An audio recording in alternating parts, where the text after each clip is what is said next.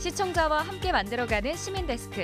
철저한 방역수칙을 준수한 가운데 대면으로 진행된 이번 9월 시청자위원회에서는 우리 사회 현안 과제로 대두되고 있는 청년 자살률 보도와 함께 최근 지킬 권리와 먹을 자유를 이유로 팽팽하게 대립 중인 개 식용 금지에 대한 YTN 보도들 짚어봅니다. 이 밖에도 공정방송 그리고 재난안전 방송 강화를 약속하며 YTN의 초석을 다지겠다는 우장균 YTN 신임 사장이 밝힌 포부까지 함께 들어봅니다. 시청자 브리핑 시시콜콜 위클리픽, 부족함 없는 방송을 위한 그날까지 시청자 의견에 YTN이 응답합니다. 한 주 동안 안녕하셨습니까? 시민데스크 강진원입니다. 아침 저녁 불어오는 선선한 바람에 완연한 가을을 실감하실 겁니다. 산과 들로 나들이 떠날 계획 세우신 분들도 많을 것 같은데요. 행정안전부에 따르면 첫 단풍이 시작되는 10월 등산 사고가 가장 많이 발생한다고 합니다. 최근 코로나19로 나홀로 등산객이 많아진 만큼 실족이나 조난에 더욱 주의하셔야겠습니다. 안전한 산행 다시 한번 당부드리면서 이번 주 시민데스크 9월 시청자위원회 내용으로 전해드리겠습니다. 화면으로 만나보시죠.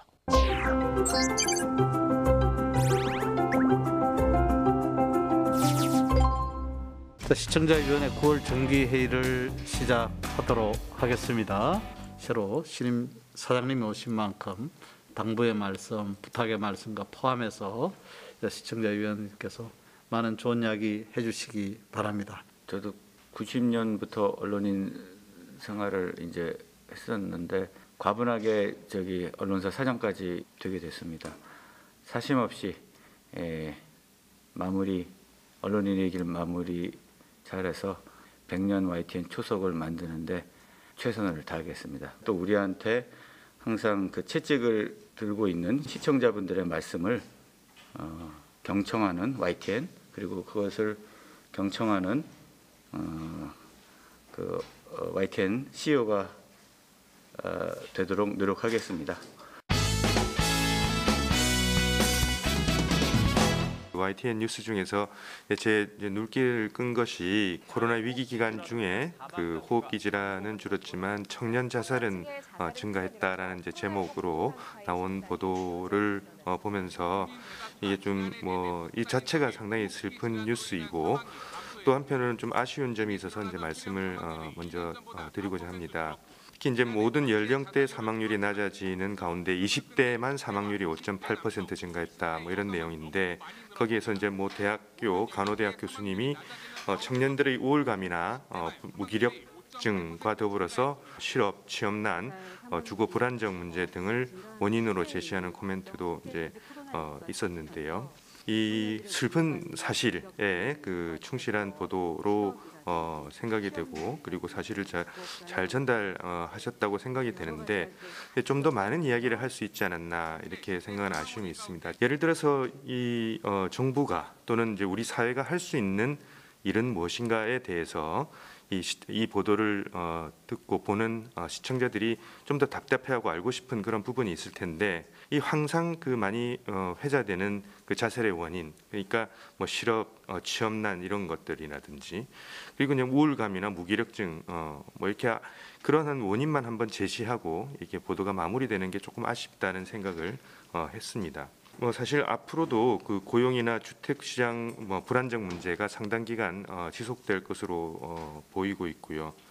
그리고 그러한 유사한 문제를 겪고 있는 다른 나라에서는 이러한 자살률이 그렇게 높지 않다고 하던데 그 이유는 무엇일까 하고 좀 한번 생각을 해보고 그러한 그 원인 이후에 어떻게 대응해야 될 것인가라는 부분에 대해서도 좀 여러 전문가들의 말씀을 좀 더 듣고 시청자들이 수요하는 그런 보도 기사를 만들 수 있는 것이라고 저는 생각을 합니다.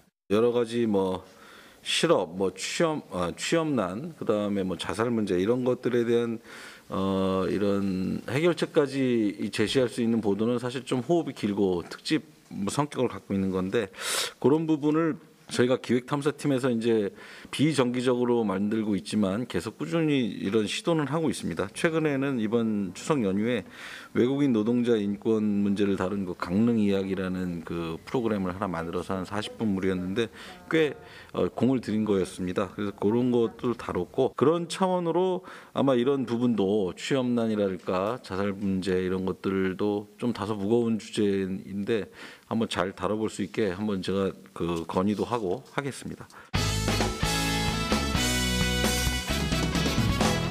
전공이 언어이다 보니까 그 YTN 방송을 보면서 주로 언어에 집중을 하게 되는데요. 코로나 그 기사들을 보다 보면 외래어가 굉장히 많이 사용되고 있습니다. 코로나와 관련된 그 용어들이 얼마나 순화됐나 제가 좀 살펴봤고 이 용어들이 그 YTN에서 어떻게 사용되고 있나를 좀 봤습니다. 그 굉장히 이제 많이 등장하는 용어 중에 최근에 뭐 위드 코로나라는 용어 있고요, 부스터샷, 그다음에 뭐 팬데믹, 뭐 백신 패스, 뭐 이런 그 용어들이 있는데 다 외국어고요. 이미 위드 코로나는 국어원에서 코로나 일상으로 또 이제 아니면 이제 단계적 일상 회복 뭐 이렇게 순화해서 이제 쓰이고 있습니다. 근데 이제 그 YTN에서는 어떻게 사용하고 계신지 제가 이제 좀 살펴봤더니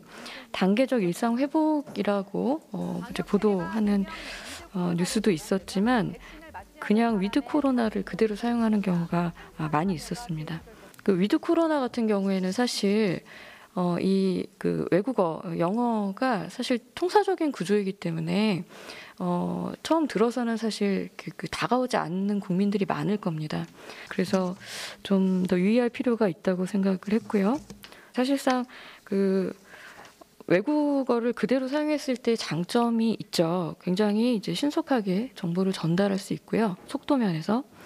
그리고 그 외국어 자체가 가진 어떤 연상적인 의미가 있습니다. 뭐 세련됐다고 국민들이 이제 일반적으로 느끼죠. 그리고 뭔가 전문적인 것 같고 접근하기 어려우니까 굉장히 이제 복잡하고 뭐 이런 느낌도 있고요. 그래서 이제 그 사실 대체어가 잘 사용되고 있는 경우도 있어서 예를 들면 코로나와 관련된 용어로 사회적 거리두기, 이것도 사실 이제 소셜 디스턴싱이라는 그 용어가 그 번역이 된 것이거든요. 굉장히 번역이 적절하게 잘 됐고 처음에 이제 그 의학계에서 사용을 했고요. 그리고 이제 언론에서 이제 확산을 시켜서 안정적으로 정착이 된 것 같습니다. 또 이제 코호트 격리도 요즘은 동일 집단 격리 또는 집단 격리로 대체어를 많이 사용하시더라고요. 이런 이제 좋은 예들도 있습니다. 그래서 앞으로 그 굉장히 중요한 핵심적인 이슈와 관련된 그 외국어들은 그 일단 국어원에서 순화하고 있는 경우가 많으니까 적절한 용어로 순화해서 이제 그 확산을 시켜주시면 감사하겠습니다. 위드 코로나 그리고 부스터샷 이 부분은 바로 저희가 이제 추가적인 설명을 하든지 아니면은 위드 코로나를 가급적 자제하고 저도 단계적 일상 회복이라든가 이런 걸 쓰는 거를 방향을 좀 제시하고 이렇게 더 나가도록 노력을 하겠습니다. 이제 어제 이제 더 이상 동물을 물건으로 보지 않는다는 차원의 민법 개정이 통과되면서 문재인 대통령이 이제 개 식용 금지도 좀 검토해봐야 될 때가 되지 않느냐 이런 얘기를 해가지고 이 식용견 협회 등에서 굉장히 반발이 커서 YTN이 어제 보도를 했습니다. YTN이 어제 보도를 했고 그 과정에서 육견협회 사무총장님을 인터뷰했어요. 이제 동물단체 인터뷰 하나, 육견협회 사무총장 인터뷰 하나 이게 차례대로 했고 제가 본 건 뉴스큐 인터뷰였습니다. 물론 이렇게 첨예한 갈등 사안 또 아무리 동물권이 중요하다 그래도 그 식용견에 종사하고 계신 분들이 이게 생존권이 달려 있을 수 있기 때문에 저는 당사자 인터뷰한 것 자체는 취지는 굉장히 좋았다고 생각합니다. 다만 어제 육견협회 사무총장님이 굉장히 흥분하셨는지 사실과 다른 부분들이 분명히 발언에 녹아 있었습니다. 뭐 예를 들어서 동물단체가 얘기하는 위법적인 개농장 같은 거 다 뭐 90% 거짓말이다.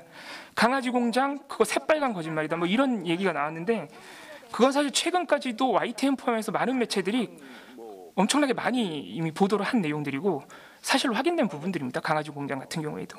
그래서 그런 부분에 있어서 물론 중간중간에 앵커가 노력을 하긴 했습니다.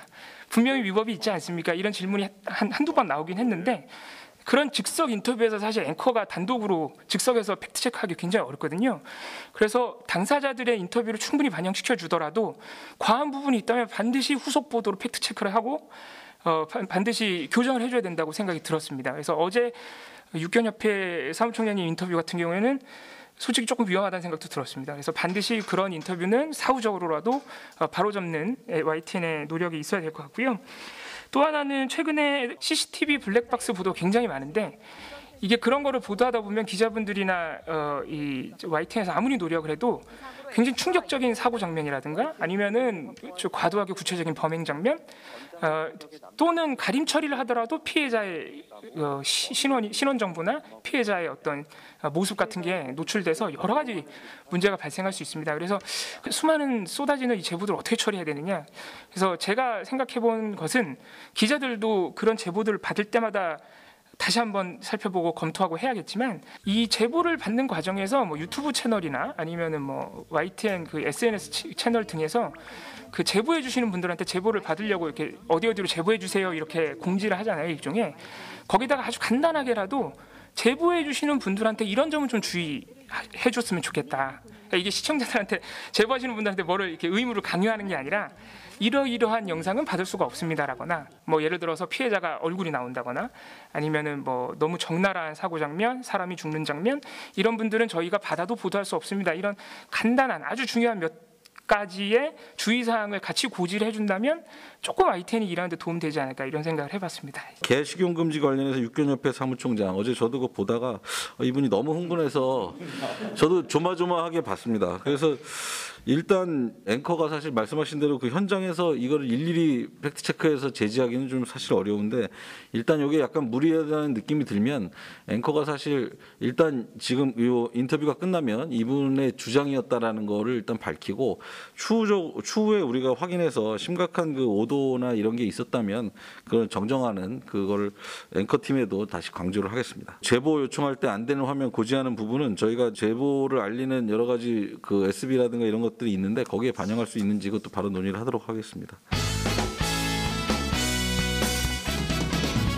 사망 사건 관련된 이제 보도입니다. 그러니까 추락사에 대해서 조금 좀 들여다보겠는데요. 저희 전체 기사는 다 검색해 보진 못했지만 추락사와 관련된 기사들만 검색을 좀 해봤는데도 불구하고 9월 달만 7분의 그 노동자가 추락사 한 것으로 나옵니다.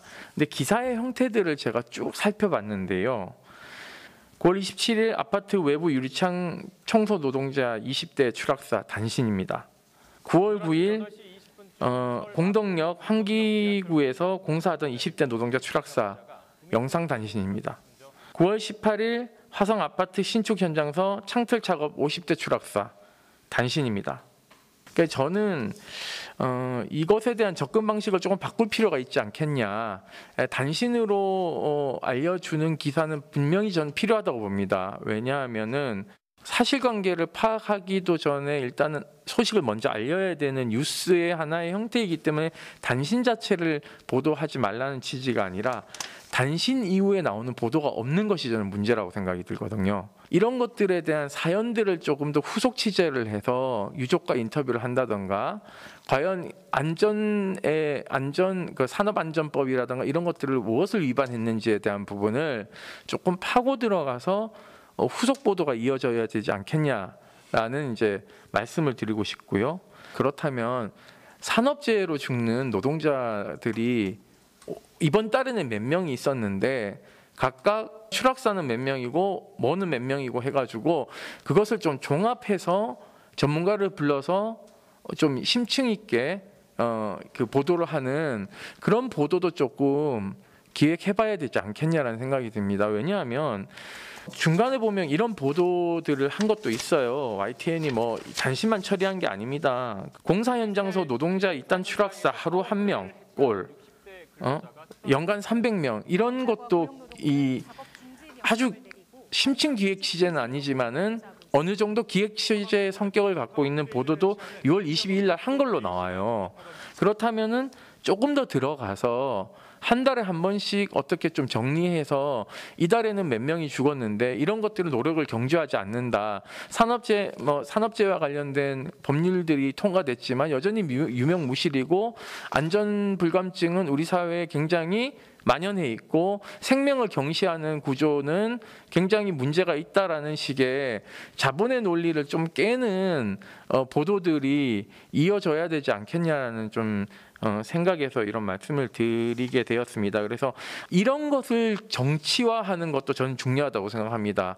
이것을 정치권에 있는 정치인들을 출연시켜서 이런 문제를 가지고 정치에서는 왜 도대체 줄이려는 노력을 어떻게 하고 있는가에 대한 부분을 치환시킨다면 그들이 얘기하는 정쟁에 가까운 정치 문제만을 보도하는 것이 아니라 그야말로 서민과 생명을 지킬 수 있는 정치의 문제로 치환한다면은 조금 이슈나 이런 것들이 풍부해지지 않을까 하는 생각을 해보게 됩니다.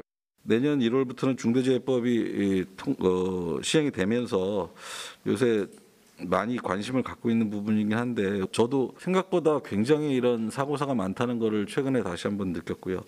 이 부분을 특별팀까지는 못하더라도 이런 저희가 집중적으로 한번 다뤄볼 그 기회를 마련하도록 하겠습니다.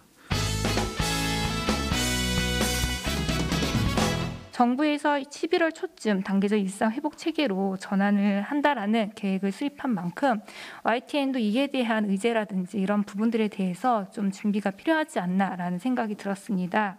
YTN에서도 지난 8월부터 일상 전환으로부터 이제 전문가 대담이라든지 또는 국민 대상의 여론조사 등을 통해서 이러한 전환 시기라든지 또한 이러한 부분들에 대해서 보도를 다루었지만 사실 이러한 부분들에 대해서 어떠한 부분이 좀 더 보완이 되어야 되는지 아니면은 정부의 방향이 어떠한 부분으로 좀 보완이 되어야 되는지에 대한 부분들도 함께 좀 보도라든지 이런 부분 좀 이어나갈 수 있는 부분들이 좀 필요할 것 같습니다.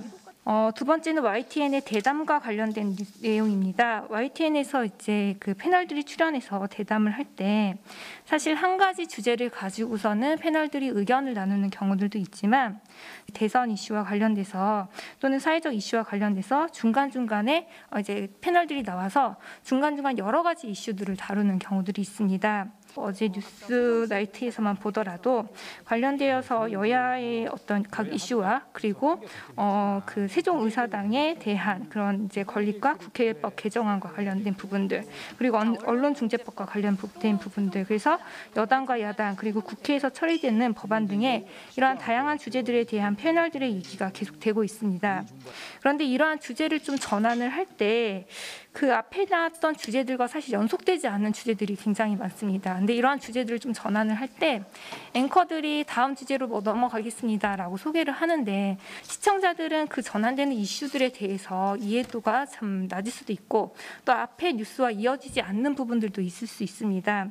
따라서 이렇게 이슈들을 좀 전환을 할 때 관련된 짤막한 영상 등을 이렇게 보여준다든지 또는 요약 영상 등을 보여줘서 해당하는 주제에 대해서 좀 시청자들이 이해를 하고 관련된 대담으로 이어나간다면 그 대담에서 이어지는 내용들이 시청자들이 이해하기에 좀 더 쉬울 것 같다라는 생각이 들었습니다. 주중보도에서는 영상 등을 보여주고 바로 패널들이 관련된 이슈들을 얘기하고 또 영상을 보여주고 이러한 부분들에 대한 연결이 잘 되고 있는 듯 보이는데 주말 프로그램에서는 이러한 부분들이 조금 미흡하지 않나라는 생각이 들었습니다. 그래서 그런 부분까지도 조금 더 세심한 그런 좀 관심을 가질 필요가 있다라는 말씀을 드립니다. 11월 이후에 단계적 일상 회복이 이제 다가올 텐데 어떤 준비가 필요하지 않겠나 이런 말씀하셨는데 이것도 저희가 그 대담이나 이런 데서 좀 일정 부분 다루고는 있습니다만 얼마 안 남은 시점이기 때문에 이 부분에 대한 비중을 더 높여서 하도록 하겠고요. 주말에 패널들 토론에서 이렇게 미흡한 부분이 많이 보인다는 말씀은 저도 지금 느끼고 있습니다. 근데 이게 주말에 근무하는 인원이 사실 평일하고는 굉장히 숫자가 적고 일단 그런 부분이 있기 때문에 어려움이 있는데요. 저희가 주제가 확 바뀔 때는 뭔가 좀 전환 장치를 마련하고 이런 것들은 좀 더 신경을 쓰겠습니다. YTN에서 그 연예 기사에 단독을 붙여서 지금 좀 사실은 저는 이게 남발 수준이라고 보는데요. YTN 스타 뉴스가 이제 홈페이지나 모바일에서 검색을 하면 YTN으로 잡히고 포털에서도 다 YTN으로 들어오고 있는데 9월 1일부터 어제자까지 봤는데요. 24건이에요. 단독을 붙인 게. 정말 이게 단독일까? 단독 박소연 사이더스 HQ 전속 계약 만료. 또 단독 여신 강림 임세미 D 엠파이어 캐스팅 확정. 단독 2AM 완전체 앨범 재킷 촬영 마쳤다. 대부분 이런 연예 기사인데 이건 사실 단독 기사가 아니죠. 그러니까 뭐 단독 너무 잘하시지만 다른 언론이 기사하지 않은 이렇게 유일한 보도를 이제 독창적으로 언론이 했을 때 단독이라 하는 건데 지금 우리 언론에서 단독이 너무 남발되고 있다. 특히나 인터넷 클릭 이런 부분에 영향을 받으면서 이렇게 단독이 남발되는 것에 대한 문제점은 계속 지적이 됐고 이게 실제로 독자들이 단독에 대한 기대치를 오히려 낮추고 언론에 대한 신뢰를 낮춘다는 이 역효과 문제도 계속 지적이 됐는데 그러니까 저는 그냥 단독 다 빼고 그냥 연예 기사로 써야 된다 이렇게 생각을 하고요. 제가 이 기사들을 보면서 이 기자들이 실제할까 싶어가지고 진짜로 다 검색을 해봤더니 실제하는 기자들이더라고요. 요즘에 실제하지 않는 기자들도 실제 있잖아요. 유령 기자라고 하는. 왜 이런 생각을 했냐면 기사 형태가 다 천편일률이에요. 제가 두 개를 예를 들면 방송인 박소연이 기획사 사이더스와의 전속 계약 만료 후 신생 기획사로 이적했다. 오늘 YTN 스타 취재 결과 이렇게 나가는데요. 다른 기사는 배우 박은혜가 TVN 최대 기대적으로 손꼽히는 드라마 황혼 출연이 확정됐다. YTN 스타 취재 결과 똑같아요. 진짜 이렇게 복부 기사가 이게 기사 가치가 없는데도 단독이라는 이름을 붙인 채 한두 건이라든지 소수가 있었으면 그냥 연예 기사에서 독자들의 흥미를 돋우는 그런 기사로서 좀 섞여 있구나 이렇게 생각을 할 텐데 이것에 대해서는 저는 좀 내부에서 검토 및 시정이 필요하다 이렇게 좀 말씀을 드리고 싶습니다. 그 다음에 이거는 이번에 그 시사주간지 시사인에서 각 분야 신뢰도 조사 결과 하면서 가장 신뢰하는 방송 매체 이 질문 나왔는데 물론 이런 조사 결과가 모든 것에 지표가 된다고 생각은 안 합니다. 이제 참조인데요. YTN이 지난해에 이어서 올해도 5번째로서 이제 신뢰도가 높고 신뢰도에 대한 것도 조금 다소 상승을 했더라고요. 그래서 그 부분에 대해서는 저도 좀 기쁘게 결과를 봤고요. 또 정보통신정책연구원에서 이게 젊은 세대이고 학력이 높은 시청자일수록 지상파 방송 그 시청률은 떨어지고 유로방송 채널, 근데 유로방송 채널에 가로하고 YTN이 제일 먼저 나오더라고요. 유로방송 채널이 2011년 대비 지난해 거의 2배 이상 늘었다 이런 결과가 나와서 좀 유심히 좀 봐야겠다 싶어서 공유를 하고 싶었습니다. 연예 기사, 단독 기사가 남발된다. 이게 사실 단독을 너무 많이 남발하면 사실 단독이 아니죠. 아까 위원님 말씀하신 대로 이런 부분은 바로 제가 보기에 시정이 가능한 부분이기 때문에 곧바로 내일이라도 내부의 논의를 거쳐서 이런 부분에 대해서 제가 지침을 내리고 앞으로 고쳐나가도록 그렇게 하도록 하겠습니다. 코로나 팬데믹 기간이 길어지면서 사람들의 생활이 너무 많이 바뀌었습니다. 생활 리듬들도 바뀌게 되고 여러 가지 일들에 대한 태도들도 많이 바뀌었는데 뉴스를 보는 시간, 뉴스를 대하는 태도 이런 것도 상당히 바뀌었다라고 이렇게 생각합니다. 생활 시간대가 전반적으로 바뀌면서 그래서 보면 우리가 뉴스가 있는 저녁 같은 경우는 7시 초반대를 이렇게 허리를 푹 찌르고 들어가면서 상당한 모험이었지만 또 큰 성공을 거둔 그런 사례라고 생각합니다. 그래서 최근에 시청자들의 생활 변화 이런 부분들에 맞춘 새로운 어떤 편성에 대한 고민들이나 이런 부분들이 있으신지 그런 부분을 좀 한번 알고 싶고 그런 편성의 문제뿐만 아니라 그런 부분은 제작과도 관련이 될 거라고 생각을 합니다. 저는 오늘 사실 이런 제안도 한번 해보고 싶었거든요. 우리 청년의 문제 이런 부분들을 토픽이나 이슈로 다룰 것이 아니라 이제 부서로 다뤄야 되는 거 아닌가. 저출산의 문제라든지 주택의 문제라든지 청장년의 문제는 그냥 하나의 토픽으로 그치는 것이 아니라 우리의 미래와 관련되어 있는 그런 부분이기 때문에 특별팀을 한번 꾸려보신다든지 이렇게 해서 부서를 만들기 힘들다면 그 부분을 좀 더 강조해 나가고 우리 YTN이 그런 부분을 좀 선도한다는 그런 느낌을 준다면 조금 더 젊은 층이 와서 관심을 기울이고 들여다보는 그런 채널도 될 수 있지 않을까. 그걸 통해서 또 힘도 얻고 그럴 수 있는 가능성이 있을 거라고 생각을 해봅니다. 그런 부분들을 한번 부탁 말씀을 드리고 싶습니다. 위원님들 이렇게 말씀 아주 무게 있게 들었습니다. 위원님들의 말씀은 다소 벅찬 감은 없지 않아 있습니다만은 여건이 되면은 해야 될 지적 사항이기 때문에 시청자를 대표해서 하신 말씀은 귀담아서 그 가치의 권위적 배분을 우리 위원님들, 시청자 그리고 노동자 대표들, 사원 대표들과도 이렇게 수기해서 YTN의 뉴스의 질의 향상이 시민사회 발전과 국가 발전에도 기여할 수 있도록 최대한 노력하겠습니다. 감사합니다. 예, 고맙습니다. 9월 시청자위원회에서 여기서 마무리하겠습니다. 건강하시고요. 또 다음 달에 좋은 의견들 가져오셔서 좋은 말씀해 주시기 바라겠습니다. 오늘 회의를 여기서 모두 마치도록 하겠습니다. 수고하셨습니다. 고맙습니다. 네. 가장 빠른 옴부즈맨 프로그램 그 기록을 모아보는 시간입니다. 시청자 브리핑 시시콜콜 위클리픽. 이번 주 시청자 의견 함께 보시죠.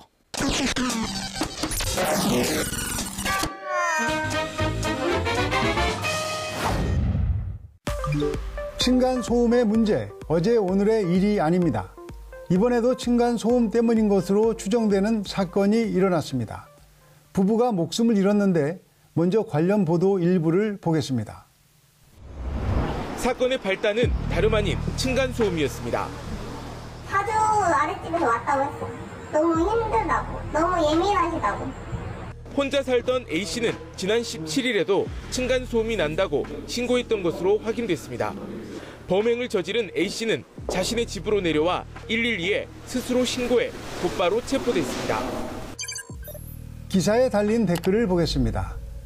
자정이 넘도록 쿵쿵대는 건 여지없는 고문이다. 살인은 잘못이지만 층간소음은 사람을 미치게 한다. 이번 사건과 별개로 층간소음 자체의 고통을 이야기하는 댓글이 상당히 많았습니다. 빨리 해결책을 찾아야 한다는 지적도 있었습니다. 아파트 이렇게 만들고 몇 억씩 하나? 양심적으로 좀 짓자. 법이 강제를 안 하니 건설사들이 고민도 안 함.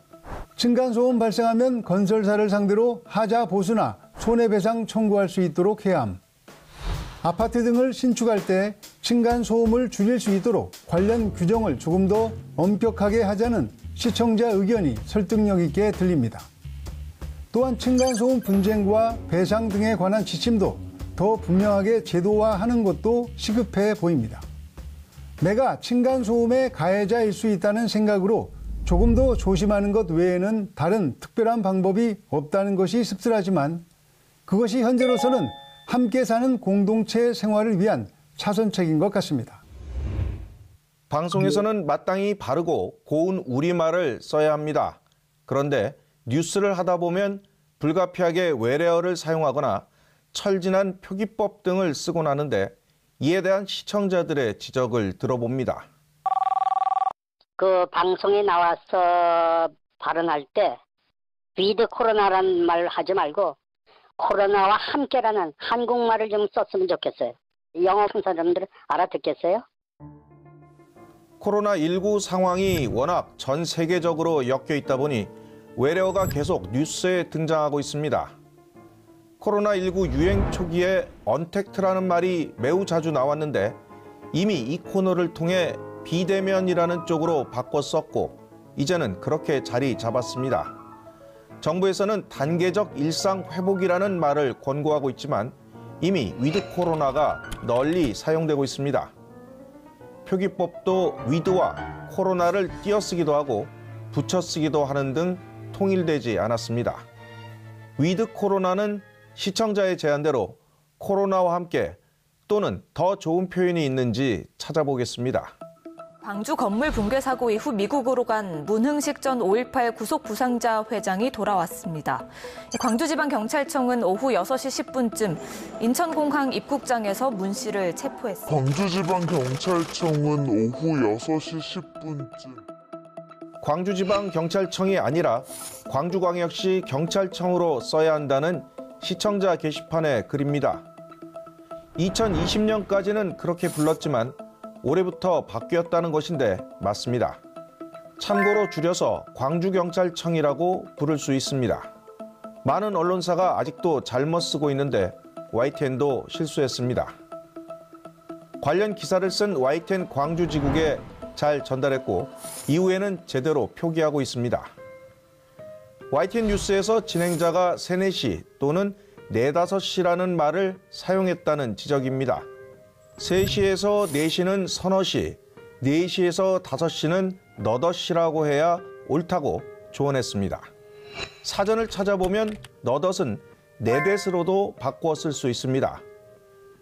글을 올린 시청자께서는 일반인은 몰라도 방송을 진행하는 앵커나 기자가 우리말 사용에 미숙한 것은 이해하고 넘어갈 일이 아니라고 따끔하게 말씀하셨습니다. 명심하고 더욱 주의하도록 하겠습니다. 지금까지 시청자 브리핑 시시콜콜입니다.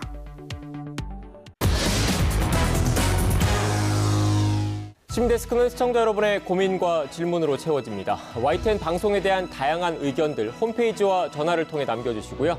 시민데스크는 다음 주 더 유익한 내용으로 돌아오겠습니다. 시청해주신 여러분 고맙습니다.